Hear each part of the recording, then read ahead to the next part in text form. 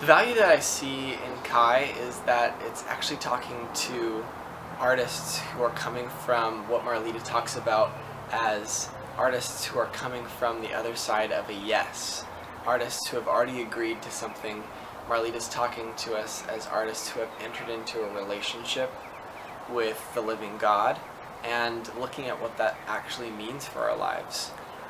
She's looking at what are the implications of actually having agreed to enter into a full relationship with the God of the Bible. What does that mean for us as artists? What are the implications of that? How does it change how we think, how we trust, how we act in our art lives?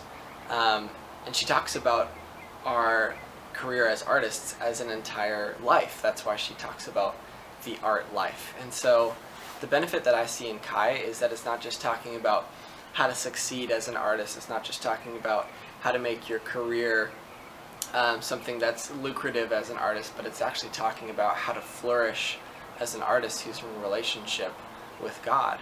And what does it mean for us to be in fuller relationship with us? How can Scripture actually begin to benefit us because of the promises of God? And when we begin to take in the promises of God and really realize what they mean for our lives, that God is going to take care of us, that God really does love us and want this flourishing and this freedom for us, to actually look at what that could mean for us if we really were to accept that promise, that changes how we live out our art lives.